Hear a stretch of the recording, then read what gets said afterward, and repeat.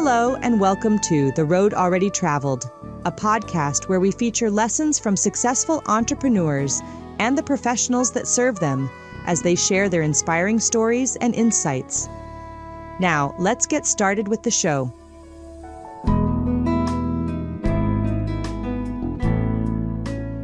Hello, I'm Rich Schutte, your host of The Road Already Traveled, where we share lessons from entrepreneurs, like-minded business owners, and the professionals that serve them, providing valuable insight to those listeners that are on the same journey.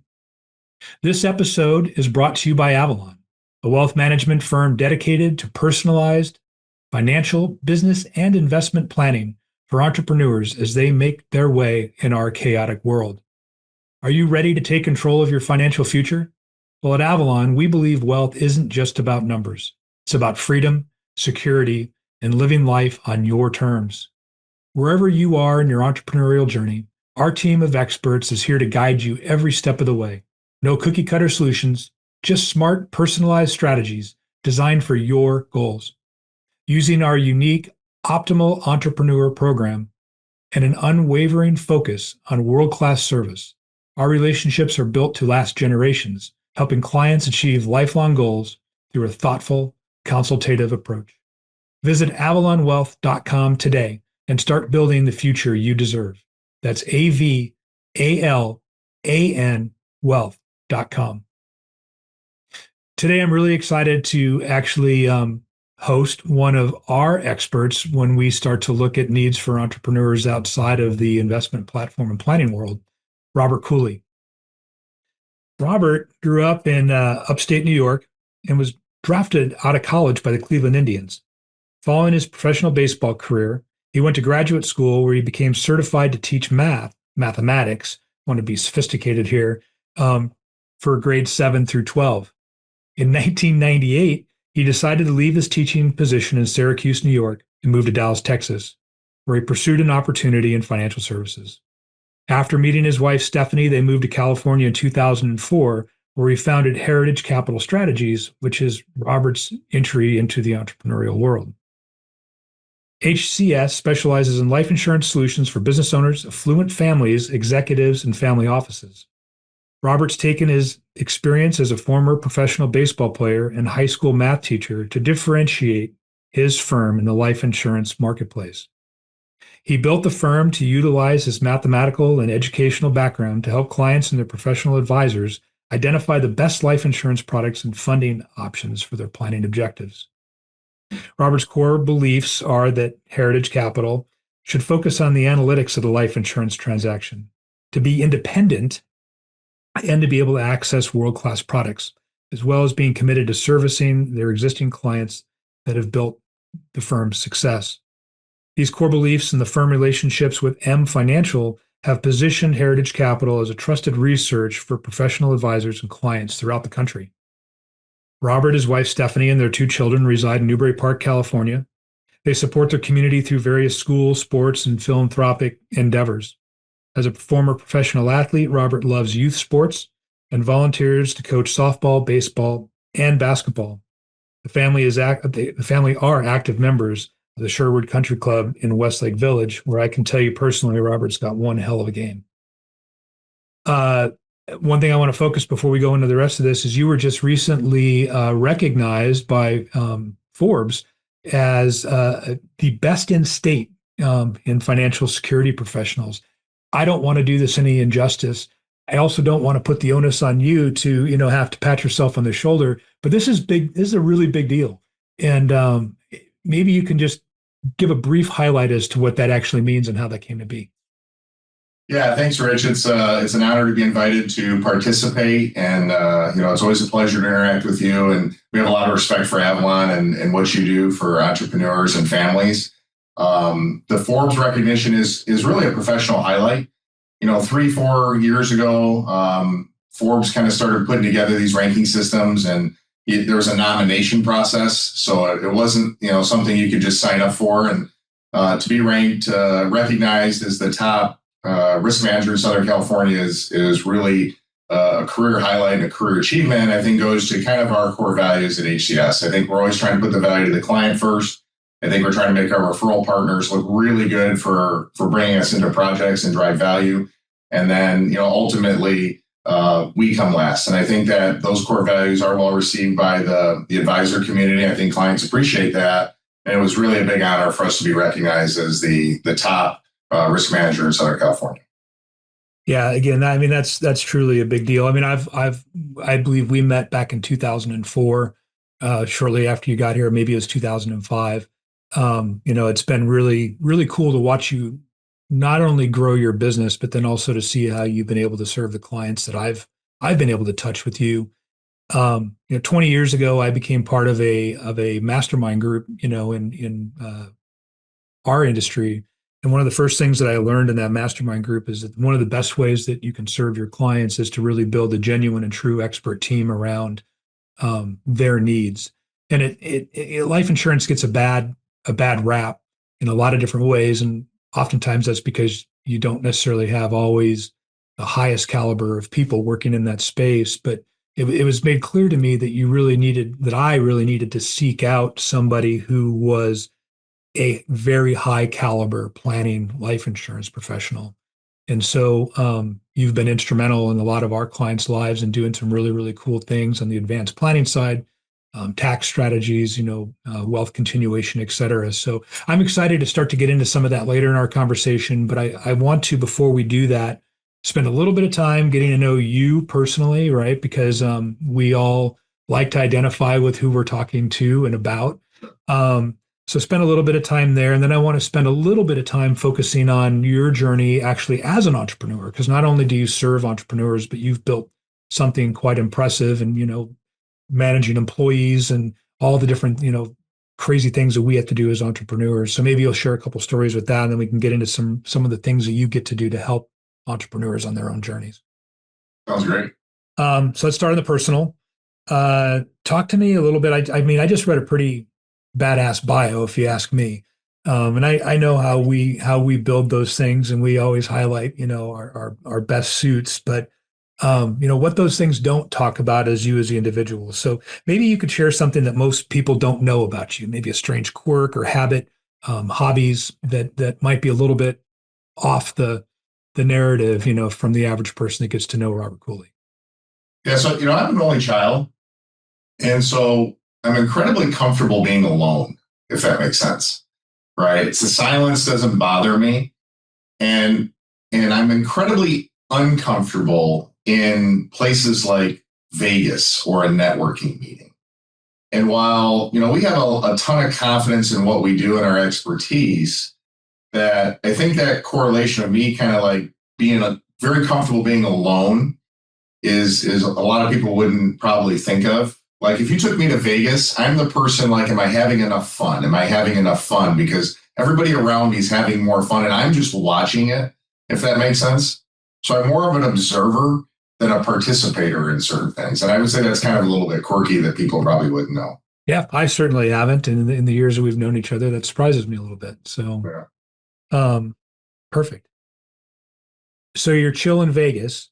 But there's got to be things over the course of your journey of life that maybe you've done that's a little bit crazy. Maybe you can share one of those craziest moments for us. Well, I think some of the crazy things that I've done are probably going to remain off the interview. I think the listeners would appreciate that the most.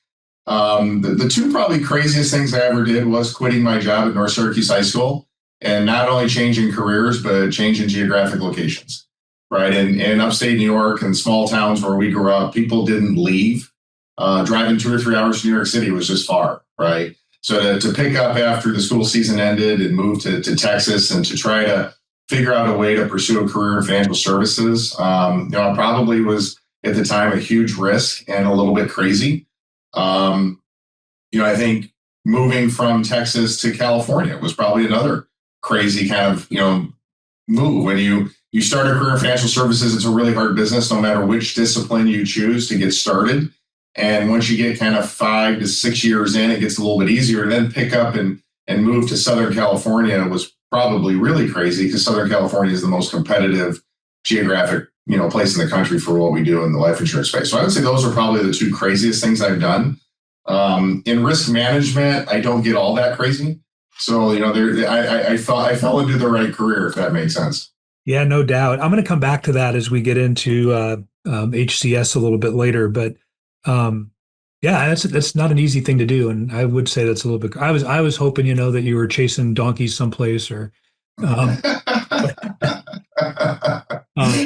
but that's awesome. So you mentioned growing up in upstate New York. What was it like growing up in the frozen tundra? It's funny you ask that, because growing up, I was very blessed to grow up in a small community, in a small town. IBM was the major employer. It was founded in upstate New York. My dad worked for IBM, and growing up, every place you went out to eat, every place you went, you knew people, and it kind of felt claustrophobic, and it created that desire to get out of the small town. But the values that I think were instilled in me in the small town are part of the reason why we've had a lot of success at HCS.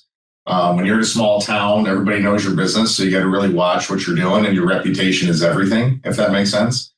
And, living in both Dallas, Texas, and LA, just north of LA now, being a part of the big cities, I feel even more blessed that I grew up in the small town and had those values. I was just recently back there for a funeral, and the relationships and the bonds that those families created through all the interactions in the small town that is somewhat forced, right, for interaction, because there's nothing else to do, but also is incredibly meaningful. And you recognize that more, 30, 40 years later than when you did growing up. So everybody knew your business. I guess that explains a little bit about your answer, the craziest thing, and your well risk managed. Yeah, you couldn't get too crazy. There wasn't a lot to do, right? The weather pretty much kept you inside for 4 to 6 months of the year. And when you got outside, there just wasn't a lot of things to be crazy on. Hitting golf balls towards the airport from the driving range might have been the craziest thing, right? The private airport, but you couldn't reach it. So it wasn't all that crazy. Hey, that could have been a good strategy for you now, hitting golf balls towards a private airport, just going to retrieve them to meet some prospects. Yeah, I should probably work that into our marketing plan. Yeah, I like that idea. So maybe this will lead into the answer, but I mean, you were drafted, by the Cleveland Indians, kind of a cool thing. I mean, so when you were growing up, did you want to be a baseball player, or was there something else that you wanted to be growing up? And who may have been your biggest influence or inspiration to you in thinking the way you were thinking? Yeah, I mean, if you talk to my mother and father, they would tell you that, from the time I could pick up a ball, that there was always a ball in my hand. And it almost didn't matter what the ball was, because of the climate in upstate New York, when, you would just kind of follow the seasons.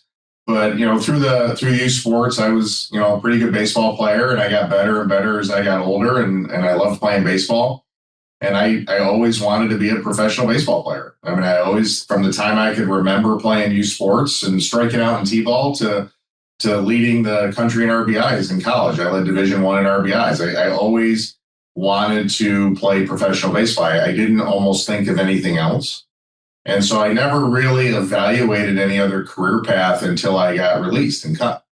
And even my release from Cleveland was a mathematical kind of decision, right? The supply of 230 hitters far exceeded the demand back then. And so that was my first real introduction to business, believe it or not.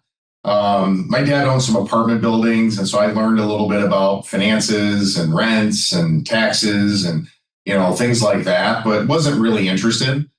But getting cut from Cleveland was kind of that sobering and maturing moment that, hey, this journey is ended, and now I have to kind of think about what it is that I want to do. And I was always really good with numbers. So I always loved to read, but I never liked reading about things that didn't interest me. Numbers were always a puzzle. And so to me, you could always find the answer through numbers. And of course, money is related to numbers. Everything about money is numbers, right? So to me, I thought I would teach for a little bit, but didn't really have the passion. And then, I had an uncle, my dad's brother was in the life insurance business, and we started talking, and he did pretty well, and he had a nice lifestyle, and I thought I could probably help people more by pursuing a career in financial services versus just kind of running out the clock teaching. It wasn't my passion, and I thought the kids and the students deserved better. I was really good at it, but I thought the kids deserved better. And I thought I could do a little bit better to fulfill things that were important to me from a professional standpoint, if that makes sense. Yeah, no, for sure. So, I mean, a desire to fulfill more for yourself. So, you fast forward, you moved out of that career into Dallas, Texas area. You started your journey and what you're doing now, and then uprooted again and landed in Southern California. And promptly upon arrival, started your firm, Heritage Capital, right? So, talk to me about, just briefly, so we have time to talk about some things that you can actually do to serve entrepreneurs aside from being one, but I'm curious as to what that looked like for you. And I think that our listeners are looking for that kind of stuff too, right? It's like, what were those early days like? What did it feel like, setting out your own shingle? What was motivating you as you got started? Yeah, I think, when you change careers, it's scary. And especially if you weren't coming out of a longer career. I wasn't super well capitalized when I decided to go out on my own. And when I started the life insurance business, I remember I had, $4,000 or $5,000 in my name, and my rent was $2,000 a month. And so I've always had the attitude that we wanted to be incredibly proficient in no matter what we were doing. So I think the proficiency that we wanted to bring to the life insurance business was going to be a differentiator. To your point earlier, it doesn't take much to get into this business, and there's not a lot of technicians. And I think that was one of my strong suits. So I quickly thought that using our analytics and my expertise with numbers and teaching and being able to actually present to classrooms, but present information in the life insurance space in a way that clients and entrepreneurs can understand would be a big differentiator. So while I knew that would be probably a longer startup, focusing on the business owner market, I think there's a real need for advice in what we do in that space. And at the same time, there was a lot of crossover happening, meaning that when we go into the medical profession, typically we want to go see specialists. And it used to be that way in financial services. But then somewhere along the line in the late 90s and early 2000s, the financial services business kind of commingled, right? And I think that specialists kind of started to dissipate. And I think the life insurance business is the one discipline within financial services that's been hit the hardest by. That if you think about all the other disciplines in financial services, everybody's selling life insurance, banks are selling life insurance, Costco's even selling life insurance. And so the level of advice that the business owner and entrepreneur and ultra high net worth family needs was really under siege by people that ordinarily might have pursued careers in life insurance, but were going to other disciplines within financial services. And I saw that as an opportunity. So we went all in on the business owner and entrepreneur markets, and we wanted to learn how to be as proficient as possible with the solutions that could really help them and help their families. So what are some challenges you saw as you built your own company, right? From being, part of a team, right? A professional sports team, to being part of a team in a school itself, in the district, broadly, to then being part of a team, when you went to Texas and working with others. Now it's on your shoulders. So, I mean, maybe you could just highlight, one of the biggest challenges you had and one of those big wins you had as a firm also, that kind of can bookend that journey, right? From, holy shit, this was really hard, and what did I do to get through it? Or what did I learn from it to share with the audience, to like, wow, we've kind of done it, we're doing it. And what was that one win that maybe somebody could take something away from this interview? Yeah, I think probably the biggest hurdle our entire career, and it's still a challenge today, is perception. And to your point, the industry has a terrible reputation, and a lot of it's deserved, right? The carriers have built products that haven't necessarily succeeded, and the agents have deployed those products in ways that haven't always materialized to be in the best interest of clients. And I feel that cloud that overhangs our industry, although deserved, also prevents, I think, the entrepreneurs, the families, and their advisors from really exploring the benefits that life insurance can offer, right? So in our world, I could make a really strong argument that life insurance is the foundation of almost every single financial planning project that you could take on, whether it's family security, that in the event of premature death, right, we haven't saved enough money for retirement, life insurance fills that gap. If it's on at the end of life with estate planning and there's tax liabilities, life insurance can prevent families from selling businesses and real estate and other assets that they want to maintain inside of those families for generations to come. But because of that cloud and distrust that our industry has created, sometimes the clients and the advisory teams aren't even willing to explore insurance. And I think for me, I don't know if I would call it a success because it was a tragedy, but my second client in the business ever was a gentleman by the name of Charlie Meeks. And Charlie owned a trucking company, Mansfield, Texas. And it was a small company, but Charlie was a great guy with his partner, Jack Izzle. And we sold term insurance, which was pretty inexpensive, but a need for buy-sell planning. And Charlie ended up passing away of metastatic cancer 4 months after he was diagnosed. So here I am 2-3 years into the business, and we delivered a death claim. And I happened to be out of the country when Charlie passed on a vacation. And when I delivered the death claim, Charlie's partner, Jack, looked at me and said, Charlie wanted me to tell you thank you. And he wanted you to know that he had some comfort that his daughter was going to go to college because we had put the insurance in place and we had pushed him. And if you want to talk about a sobering moment, but a moment that also committed me to the business that we're in and how important it can really be, that was it. And so I think that there's a lot of statistics out there with a lot of agents, believe it or not, don't pay too many death claims, which is good. We want our clients to live a long time. But I had a chance to pay one very early in my career and got to see the impact that it made on that family, that business, and the last few days and moments of that client's life that, hey, I've been dealt a really poor card here, but because we took some planning steps that at least financially, there wasn't going to be a tragedy. That's actually a really great story. And I think that there's a lot to be taken from that. And I'll highlight a little bit more around that as we get into some of the things you do for clients, but thanks for that share. So where is Heritage going today, HCS going today? And actually, before I ask that question, because this is how my mind works, I'm going to back that up just a teeny bit. Not just where are you going today, but you had mentioned something in your last answer that like one of the biggest challenges is overcoming the perception of those in your career, as well as the products that you ultimately make available.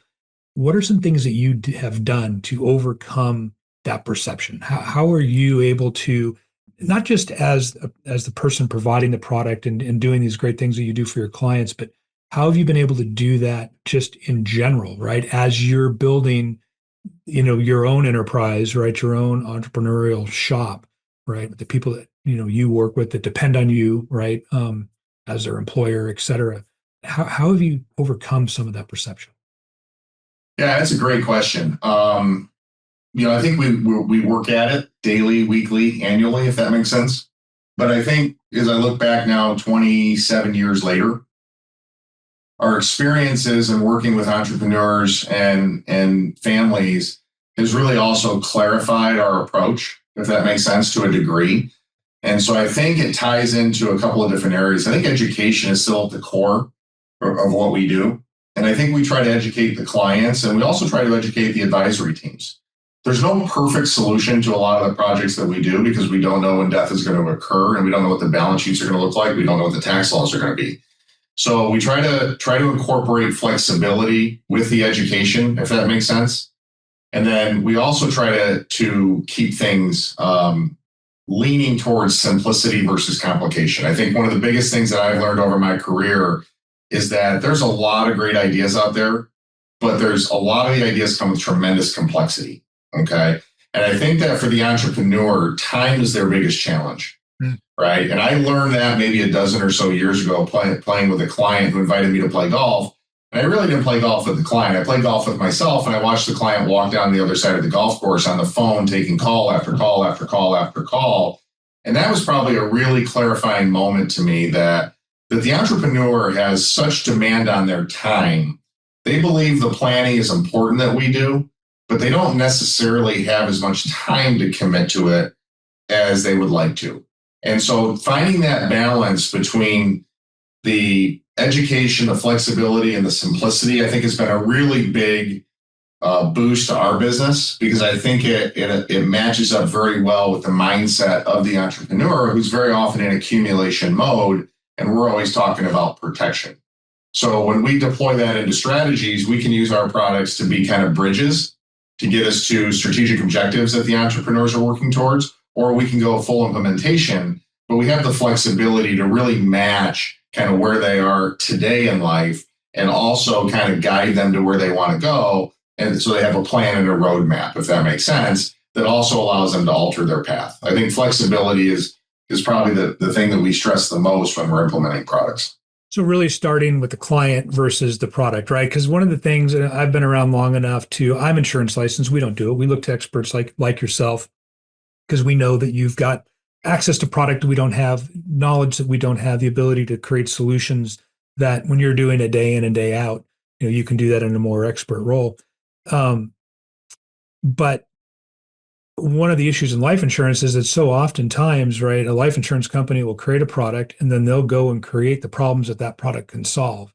And then people in your shoes wind up, and again, this is one of the things I admire about you and why you're on this show, but they then take that product, they look at the list of problems that the insurance company told them that it could fix, and then they go and create those problems for the person that they're ultimately trying to create a sale for, right? So what I'm hearing you say is that, especially when you're talking about simplicity and education, you've really flipped that model on its head, right? You're starting with, okay, who are you? Where are you going? What do you actually need? And then finding products based on that versus finding clients based on the product. Is that a fair assessment? No, I think it's a very accurate assessment. I think that we're trying to identify what the risks are that the business owner, the entrepreneur, the family are facing, right? And the example that I gave, it was business succession planning, right? What is the risk that is in front of us that we feel compelled to address? And then, we'll choose the products later. And I think that the product solutions are really just customized to fit how the client thinks about money, if that makes sense. And that's how we kind of approach our product. We want to get great underwriting results because that impacts pricing. But, the carriers have all the products, and there's a lot of great carriers out there. But the product has to be deployed properly to really have a successful transaction. And when you do that process the way we do, which is much like Rich, probably you do when you're doing financial planning for these clients, hey, what is it we're trying to do here and accomplish? Where do we want to go? Once we kind of have that clarity, then the products kind of fall in line really simply. And one of the things I'm probably most proud of is we have an enormous client retention rate. So 27 years in business now, I think we've lost 3 clients other than death. And that's really not something that the industry likes to broadcast, but there's a fair amount of turnover when people are working with agents. And typically, if you come to work with us, we're going to pay a death claim. That's how our relationship is going to separate service. 2 of those relationships were simply when I relocated to Southern California from Texas. I went and I visited with every client, told them what I was doing, gave them the opportunity to retain local service if they wanted to, because sometimes geographic presence is important long before the days of Zoom. And 2 of them opted to do that. And so we helped facilitate that transition. So we've really only lost 1 client that other than death in 27 years, which is probably one of the things we're most proud of. Yeah, I'd be proud of that. I wish that my numbers were that great, but it's sometimes it's the nature of the business. It is. That is impressive. Listen, so we've got maybe 15, 20 minutes left here that we can start talking about some places that you can make a difference in the professionals' lives, the entrepreneurs' lives. So thank you for highlighting kind of what it's been like to build heritage capital strategies. I know the impact that, you have on clients, right? I've seen that impact. I've watched that. I said I was going to come back to this. You talked earlier about, how we've lost, in the financial services industry as a whole, the concept of specialization, right? And expertise. And really, that's, I think, where we start to get in the most amount of trouble. And then you started talking about how, everybody's Costco sells it. You can go get life insurance, on your AAA roadside assistance card.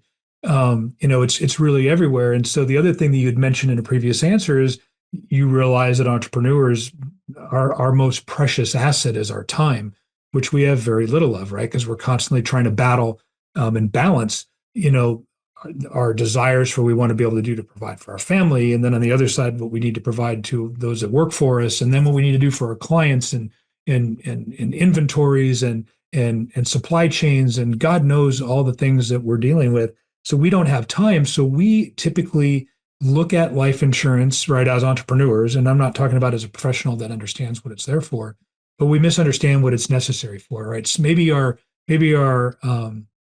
business attorney told us that we needed to get life insurance for a buy-sell. And so, we're chasing out and looking for, what did our next door neighbor that sells insurance have to offer? What did, AAA send me in the mail, or my brother-in-law, or my buddy that, is on his 15th job and he's going to sell life insurance successfully and I want to help him out. But we just want to get that done, right? And we don't understand that there's actually expertise, right? You can sell life insurance, you're going to give me life insurance. But then we start to miss that concept of, like, as we build on that success, what do we do for generational planning? How do we build wealth inside that window between, getting started and finishing up? We've used you and some of your strategies really effectively inside of pension plans to really be able to supercharge what people can do on a tax deferred and in some cases a permanently tax free level of income based on certain strategies. So there's so many different places and so many different ways you can utilize this. Maybe you can share a couple of things that you think that entrepreneurs really need to be thinking about when it comes to life insurance, and not just checking some box because they were told to, or buying something from somebody because they play golf with them or have a relationship. Yeah, I think that the generalization is both good and bad, right? There's so many distribution outlets now, places that can sell life insurance, that I think in some ways that's very good because it's made it easier for the consumer to acquire. And I think in certain markets, that's great. I think having some insurance versus no insurance is always going to be a better outcome when tragedy occurs. But for the entrepreneur and the ultra high net worth families whose balance sheets really have grown and become more complex, though those avenues don't address the needs and sometimes the risks that they should be thinking of. And then also the size of the contracts, the pricing deltas start to get larger as the contracts get larger. Meaning, if you're buying small contracts, the difference between company A and company B may not be a whole lot. But when you're buying a larger block of coverage, that smaller percentage is multiplied, linear, right? So to me, I think that for entrepreneurs, because they're so busy, they don't sit down and do a review of their insurance and their risks very often. In fact, I know I need this. I needed this for my buy-sell. I bought it. I hated it. I threw it in the drawer. And I just did that last year or 2 years ago, when in fact, time goes by so quickly that it was actually 7 to 10 years ago. So my first advice would be, make sure that you're having periodic reviews of your entire insurance portfolio if you've already bought it. If not, what are your current risks? Make sure they engage with somebody like you to identify, hey, what do I need to, what am I trying to do? And as it relates to the risks of life insurance and all those objectives, how do they intermingle with my financial planning objectives? So we do reviews. We try to do them every year, but we mandate that clients do them every other year because time goes by so quickly. Clients don't necessarily want to see us every year. But the number one thing that you can do is really take the time and have a review. If you bought NVIDIA stock, your balance sheet's probably changed here recently. When's the last time you had a life insurance review, right? What did that do to your estate plan? Do you have estate taxes, right? For those families that have net worths, that have taxable estates, they're compounding capital because they hire great advisors like you to manage money for them and to help them in all other aspects of financial services. And the power of compound capital is so great that they grow significantly faster almost every time than every projection. So I can't stress enough how important reviews are. I bet you a third of our business every year comes because we do those reviews. Hey, here's how the policies are performing. Where are you at? Tell me what's happening in your life, right? And so that's probably the first thing that I would give advice to. The second thing is I would do some due diligence on your agent. To your point that there's so many places to buy product from, those distribution channels have made it very complex for the entrepreneur or anybody to purchase. Products have become very complex. So you really need to make sure that your agent has all the licenses to sell all the products. 90% of the life insurance field force doesn't have a FINRA license. What that means to you, Rich, which you know, is they can't sell variable products. So 90% of people are being presented fixed products. They're not even evaluating if a FINRA product might make a lot of sense to them. The FINRA product being the mutual fund sub-account product, right? So people aren't even aware that if they're buying Fidelity or Vanguard in portfolios or DFA, they can buy those same mutual funds inside of life insurance products, and it might fit their overall risk profiles much, much better than some, dividend paying product that's paying them 2.9% cash on cash. I mean, there's a lot of complexity within distribution. So that's another reason to really find that specialist if you are an entrepreneur or one of those families that have taxable estates. Yeah, I mean, killing multiple birds with one stone, right? For example, and what you just described could be something where you're basically invested in the same way as you would have otherwise been, but you're protecting yourself from not just a potential death or estate tax issue, but also at the same time being able to defer tax along the way if you're in a high income tax bracket. And going back to what you said in your first point, whose life changes faster than an entrepreneur's, right? As an entrepreneur, I know, our clients know, we're not looking for that COLA raise, at the end of the year. We're not accumulating most of our net worths inside of our company sponsored 401k plans, right? We're doing that through the equity we're building in our businesses. We're doing that from the cash flows that we're creating in our businesses. I mean, our businesses are the single greatest asset that we have. And a lot of times we don't even know what they're worth. We don't understand the impact that they're going to have right on our planning. And we're just missing the boat. So that review, that checkup, you talk about losing clients to death.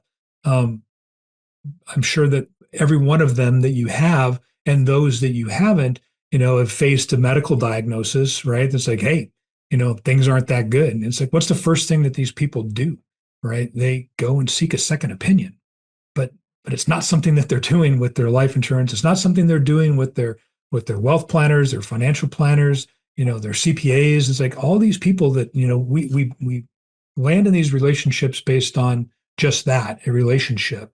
And we don't actually pay attention to what's getting done or take the time to make sure that we're staying current to meet our existing needs. So I love that point quite a bit. Give me an example. If I could just interject there, I think you're 100% spot on. And when you sit and allocate a client's assets based upon their risk tolerance, right? I think personally, conceptually, clients should think about allocating their life insurance premiums the same way. If their serious money, which you're managing for them, is going to get them to whatever age in which maybe they're not going to have their business any longer, or they can live outside of their business, and life expectancy comes beyond that date, why would you take a 180-degree approach with how you allocate your life insurance resources? So I think that if you're a market-based person with an allocation, whatever that is, 60-40, 70-30, 80-20, whatever your allocation is, you can allocate your life insurance premiums and cash values the same way. It should align to what you're doing with your other money. If you're not a market-based person, and maybe you're a fixed income person, you should allocate your life insurance the same way. And it's amazing how you'll see totally different approaches inside the life insurance spectrum because the agents, again, to your point, are pushing product. Entrepreneurs also, Rich, have a lot of stress, and especially coming out of COVID. There's nobody that had more stress during COVID than entrepreneurs, right? All that went with, can we even keep this thing afloat, right? And what we're seeing are tremendous medical challenges post-COVID because of all that stress. And we got a case referred to us last week. 3 younger professionals have a great little company. 2 of the 3 are very healthy, but one of the brothers at 39 years of age has been diagnosed with stage 4 cancer. He has less than a year to live. So the other 2 are trying to get the buy-sell planning and the family security planning together.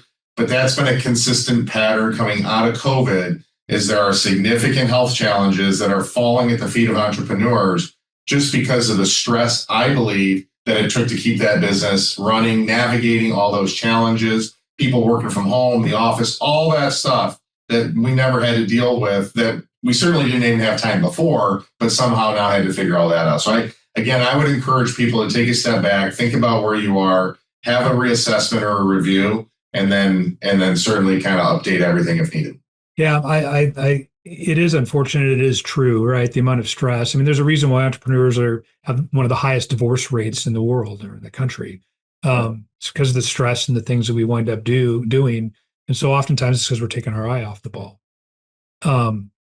So, and what a tragic story.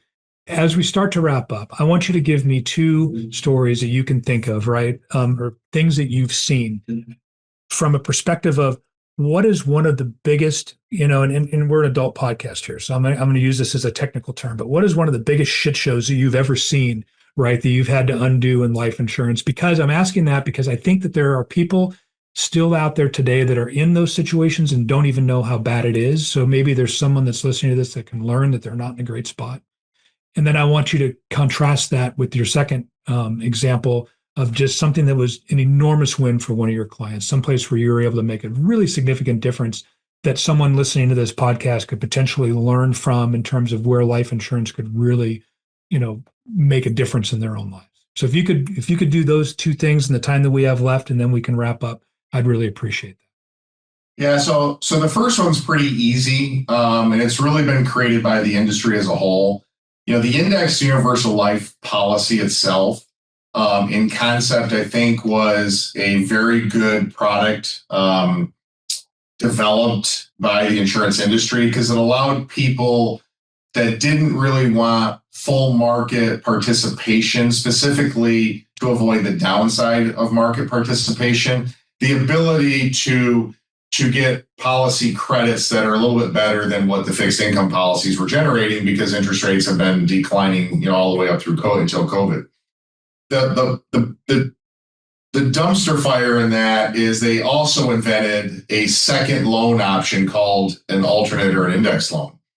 And that is, to me, going to kill so many people's policies and specifically retirement income distributions if they bought insurance for it, because they don't really understand how it worked. And more importantly, the agents really didn't understand how it works. And then with COVID, you could finance these policies. So you had basically somebody else's money going into a policy that's being illustrated with assumptions that are never going to work, okay? And people aren't going to find this out until 15 or 20 years down the road. And it's really unfortunate. And an example of that was just on Wednesday, there's a potential new client in Texas that we've been talking to since 2018, but they've been pitched a retirement income solution with a indexed universal life policy, and the rate of return is 6.45% that the illustration reflects. And what's really interesting is there's a link in the illustration for this volatility controlled index. And when you clicked on it, they had this really great graph about the historical performance of this volatility controlled index. And it was hypothetical performance from 2002 to 2022, which was really good, the hypothetical performance, but the index didn't exist, okay? The actual performance since 2022 of this index has been negative every single year. And so you have an agent out there trying to sell a carrier based upon hypothetical performance of something that's never actually occurred when the actual performance has been negative. So I feel like the complexity of that product, the fact that it's not a registered product means 90% of agents, everybody can sell it, but it's using financial derivatives. It's using call options and things that are far more complex than most clients understand, and frankly, most agents understand, but the carrier is protected contractually. So we actually walk the client through all the disclosures. And in this particular case, this policy would lapse if the client lived to 90. And if they paid in $2 million and they took $12 million in loans out and the policy lapsed, you have a $10 million gain, and life insurance gains are taxed at ordinary income. So they weren't aware of that risk. And so when you want to say dumpster fire, and because this is a podcast, I'm going to try to keep it non-locker room. Yeah. I feel like that is the biggest issue facing consumers, because I feel like the agents don't have the technical ability to really understand what the carrier's built. And I think they're trying to do the right thing, but that's not going to work out well. Now, from a success standpoint, I think we have to probably talk about how we measure success. I talked about Charlie Meeks and that buy sell planning. So I always look at success as what did our products do and the impact that they had on families, if that makes sense. We've saved a lot of businesses with entrepreneurs passing away. The capital injections of key person insurance has paid off creditors and things like that. Those are tremendous successes when those challenges and days come. But a lot of our success comes with general policy audit.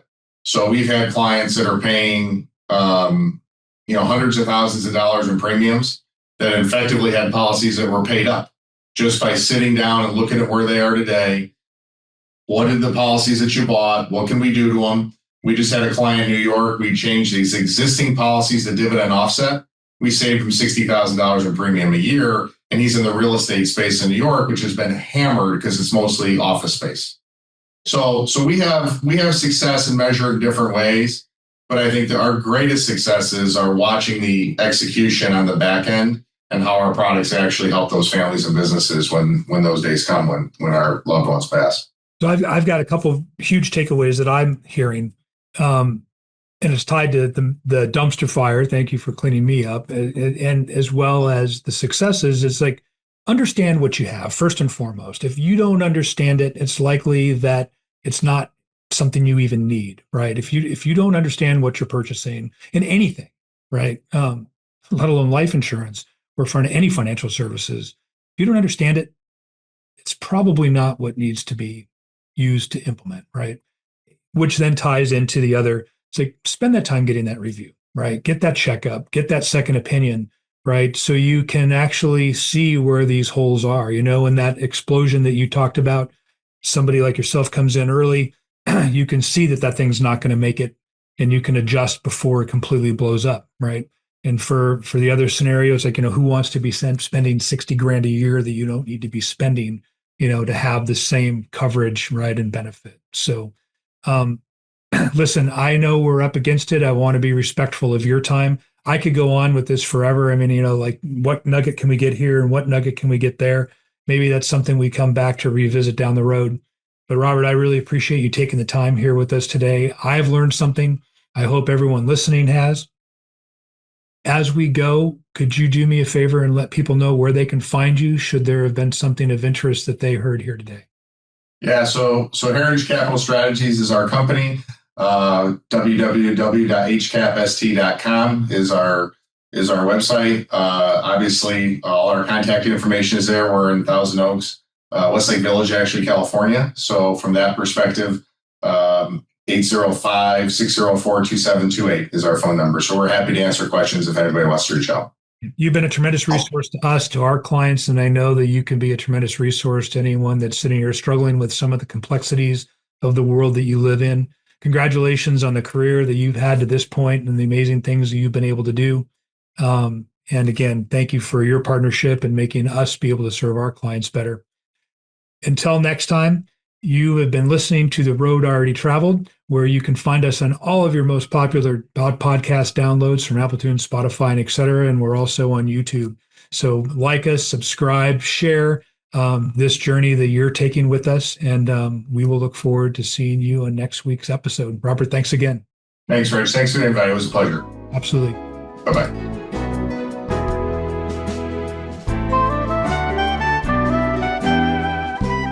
As always, thanks for joining us on the Road Already Traveled podcast. We're grateful you've joined our community and look forward to seeing you again for our next installment. So be sure to click subscribe so you won't miss a thing.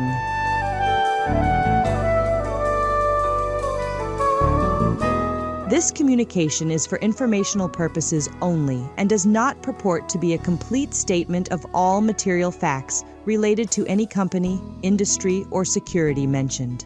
This material is limited to the dissemination of general information pertaining to its diversified services.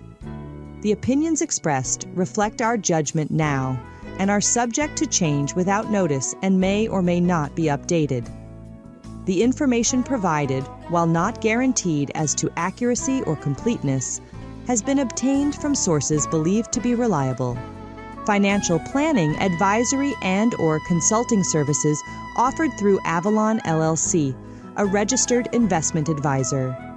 Prospects or clients who take advantage of any free consultations or services are under no obligation to hire Avalan LLC as their investment advisor. Listeners who are not market professionals or institutional clients of Avalan LLC should seek the advice of their financial advisor before making any investment decisions based on this communication. Additional information on any securities mentioned is available on request.